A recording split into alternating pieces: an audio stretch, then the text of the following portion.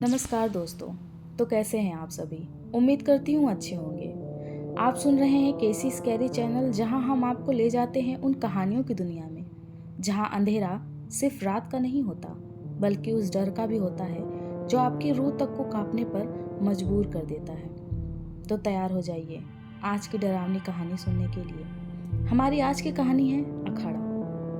कहानी शुरू होती है माधवपुर में रहने वाले एक संपन्न परिवार से, जिसमें मुकुल, उसकी पत्नी नीमा, उसका बेटा बिट्टू, उसकी एक बेटी चिंकी, मुकुल की एक बिन ब्याही बहन नीलम, एक छोटा भाई सरस और उसके बूढ़े माँ बाप से। मुकुल एक कंपनी में कार्यरत था। कहने को तो वो अकाउंटेंट था, मगर बिल्कुल साधारण तरीके से जीवन जीता था। उसके ऊपर अपने बच्चों और अपने छोटे बहन भाइयों की जिम्मेदारी थी, इसलिए वो खुद के बारे में नहीं सोचता था।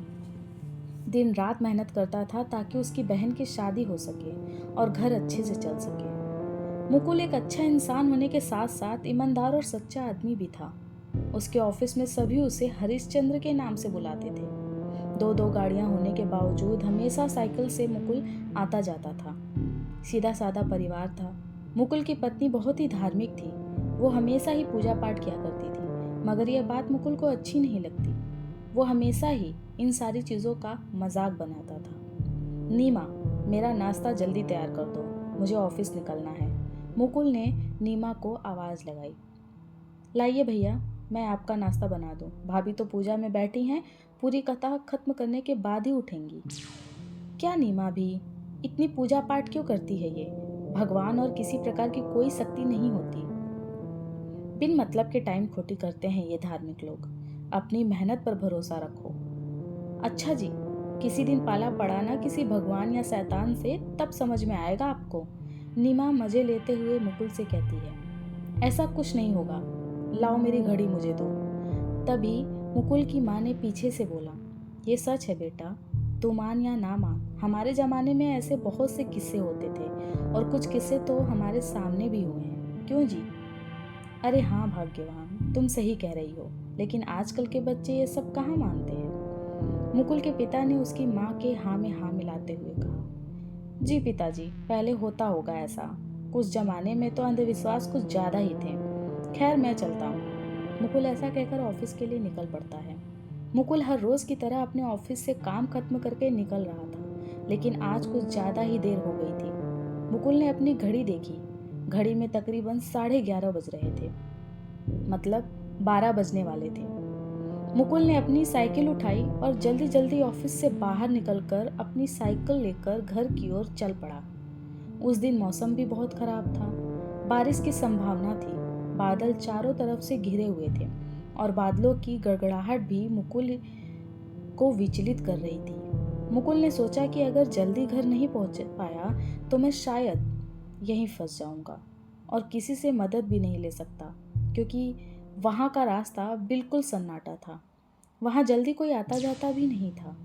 मुकुल ने अपनी साइकिल की पैडल को तेज मारा और हवा से बातें करते हुए निकल पड़ा। मुकुल जितनी जल्दी जा रहा था, लेकिन वह आगे जैसे बढ़ ही नहीं पा रहा था। मुकुल काफी घबरा गया। अब आप सोचेंगे कि आखिर मुकुल हर रोज ही तो अपने ऑफिस से घर जाता है, लेकिन आज ऐसी क्या बात थी जो जल्दी घर जाने को परेशान था और घबराया हुआ भी था। दरअसल ऑफिस में अखाड़े वाले बाबा की बहुत सी बातें सुनाई पड़ी। उस अखाड़े वाले अघोरी बाबा के चमत्कार की बातें। लंच ब्रेक में मुकुल ने अपने ऑफिस के स्टाफ की बातें सुनी। वो कह रहे थे।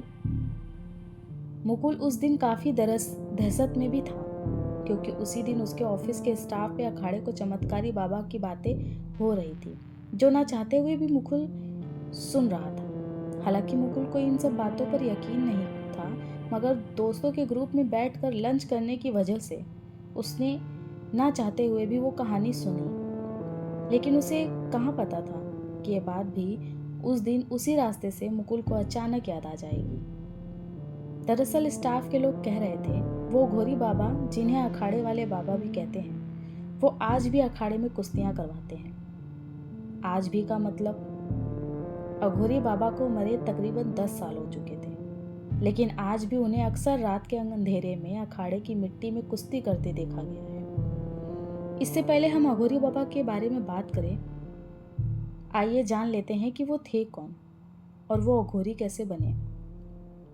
अघोरी बाबा का पूरा नाम धर्मदास था। वो एक छोटे से गांव देवपुर के रहने वाले थे। वो शिव के बहुत बड़े भक्त थे। सुबह शाम की ही पूजा करते थे और शिव की ही आराधना करते थे। और साथ ही बचपन से ही उन्हें कुश्ती का बहुत शौक था। मगर उनके परिवार को ये सब पसंद नहीं था। रोज रोज घर में उनकी वजह से लड़ाई झगड़े होने लगे और उसी की वजह से धर्मदास बहुत दुखी हो गए। तब उन्होंने फैसला किया कि वो घर छोड़ देंगे और अंततः उन्हें अपना घर छोड़ना पड़ा। धर्मदास कुछ दिनों तक तो अनाथ आश्रम में रहे और आश्रम की सेवा की, उनमें रहने वाले साधु संतों की सेवा की, मगर वहां भी उनका मन न रमा। तत्पश्चात उन्होंने काशी जाने का निर्णय लिया। काशी, जो हर किसी को खुद में समा लेती है, हर किसी को अपने रंग में रंग लेती है। काशी एक बार जो जाता है वहीं का हो जाता है। धर्मदास बहुत सालों तक काशी में रहे, परंतु काशी में भी कुछ दिनों रहकर वो वापस माधोपुर में आ गए। माधोपुर में उनका मन लगने लगा था। पहले तो वो एक संत के यहाँ कई सालों तक रहकर उनकी सेवा की, फिर धीरे धीरे वो कामों में रमने लगे। वो अपना एक अखाड़ा भी चलाते थे, जहाँ वो लड़कों को कुश्ती सिखाते थे और उन्हें पहलवान बनाया करते थे। धर्मदास जी से खुश होकर संत महाराज ने अपना अखाड़ा मरते समय उन्हें सौंप दिया। तभी से वो उस अखाड़े के मालिक बन गए और वो अखाड़ा स्वयं चलाने लगे। अब उन्हें कोई धर्मदास नहीं बल्कि अघोरी बाबा, अखाड़े वाला बाबा कहकर बुलाने लगे। जो कोई भी आता जाता उन्हें अखाड़े वाला बाबा कहकर ही पुकारता था।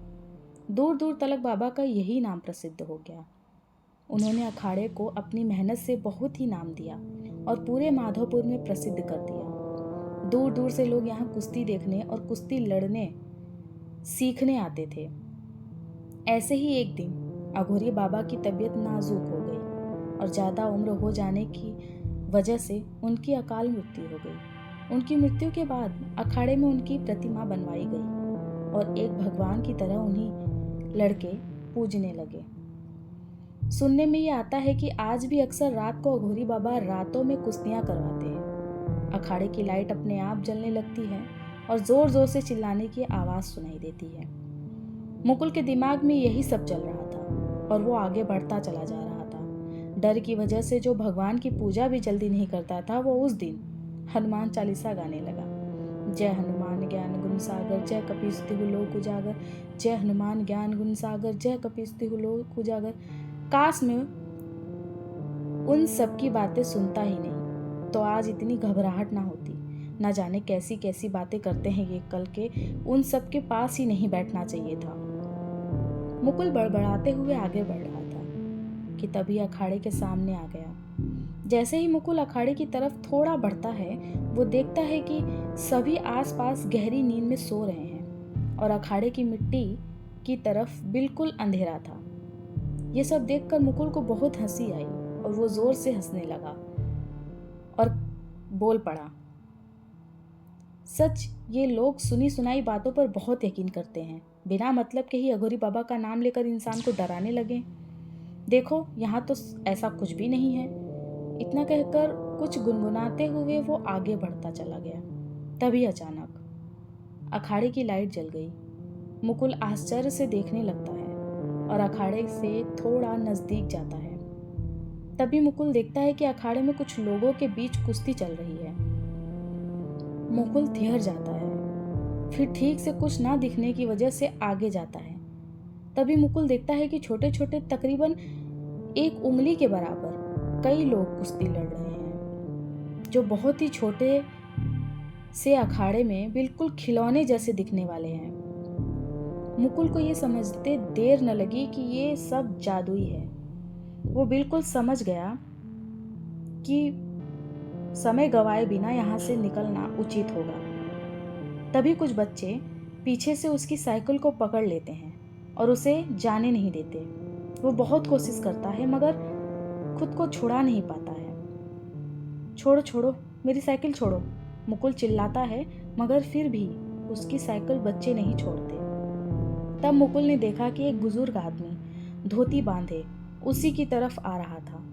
तब मुकुल ने आवाज़ लगाई कि बाबा प्लीज़ मेरी मदद कीजिए, ये बच्चे मुझे जाने नहीं दे रहे हैं। तो बाबा ने कहा, ओ बच्चों, छोड़ दो इसकी साइकिल, अपना ही बच्चा है, जाने दो, डराओ मत। जैसे ही बाबा ने कहा वैसे ही सारे बच्चे साइकिल छोड़कर वहां से गायब हो गए। मुकुल ये समझ गया कि वो कोई साधारण बच्चे नहीं थे और साथ ही ये भी समझ गया कि अघोरी बाबा पर हंसकर उसने गलती कर दी, इसलिए उसे सजा मिली। उसने बाबा को प्रणाम किया और धन्यवाद कहा। धन्यवाद बाबा, आपने घर जा और कभी किसी से भी मत कहना और ना किसी का मजाक उड़ाना, बाबा ने मुकुल से कहा। मुकुल घर पहुंचता है और सभी को सारी बात बताता है। साथ ही हर रोज अघोरी बाबा के पास जाकर उनकी पूजा करने का फैसला करता है। आज की ये कहानी यहीं समाप्त होती है। अगर आपको ये कहानी डरावनी लगी तो केसी स्कैरी चैनल को सब्सक्राइब करें, क्योंकि अगली बार हम लेकर आएंगे एक और ऐसी ही रूह कपा देने वाली कहानी। तब तक के लिए अंधेरे से दूर रहिए और डर के इस साए में मेरे साथ बने रहिए।